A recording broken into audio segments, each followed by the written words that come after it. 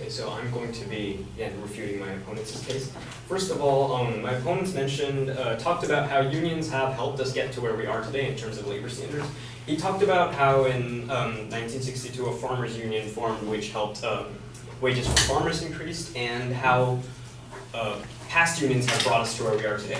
I completely agree with that. Unions in the past have brought us to where we are today, have helped pass the labor laws that protect employees today. But time and time again through our case, we have shown that that's not relevant to today. While unions do have some advantages, there's many harmful effects that harm employees. Another thing my opponent mentioned was unions succeed in getting higher wages for employees. Again, like my partner and I mentioned, a lot of these unions that claim that they're providing higher wages for the employees of a company, those companies are already paying their employees a higher wage because they're employees that have better skill. Again, these higher wages end up raising the price for the consumer of the product. This leads to less profit. This leads to workers losing jobs. So in the end, unions end up hurting those employees. Like my partner and I mentioned, unionized companies tend to show a 5% to 10% increase in unemployment. My opponents also mentioned that unions create a better work environment. However, although these organizations can influence workers' productivity by a way of getting higher salaries, labor unions can also demand union members stop carrying their tasks, which would curtail production, affect the consumers and employees directly. By threatening this, according to Fox News, unions don't just pit workers against employees, they pit a select group of workers against consumers, stockholders, and other workers. This creates an us versus them mentality in the workplace, and that doesn't sound like a very good work environment to me. Additionally, according to Fox News, there have been cases of teachers' unions holding lotteries to see who gets laid off. That doesn't sound like an appropriate way to fire anyone, let alone a teacher. My opponents also mentioned that unions help protect workers by benefits and providing them with additional help, and that that unions help stop employers from pushing their employees in overtime.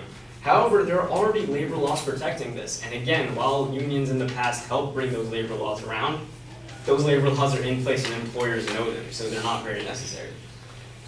My opponents also talked about how the money unions spend in politics is to further their own cause and help the employees. However, if workers want to fund politics and want to provide for a campaign, that needs to be a choice. The money, the dues they're paying should be going directly to protecting them, not through politics, not to promote a union's own agenda.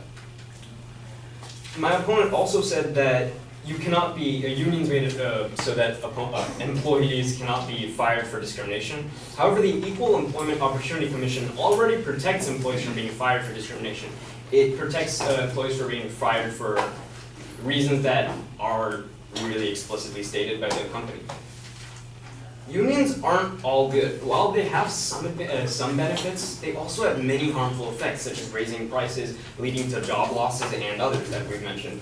Why should workers be forced to join an organization that harms them and their job security? When workers were given a choice, in Wisconsin, for example, where Governor Scott Walker made it easier for employees to opt out of state government unions, the American Federation of Teachers lost over 1/3 of its members last year. When given a choice, union members tend to leave. I feel like in this debate, we've been going around in circles a lot. My opponents have been talking about why unions are good, but my partner and I have repeatedly mentioned how unions are harming them, how harming employees and harming people of America.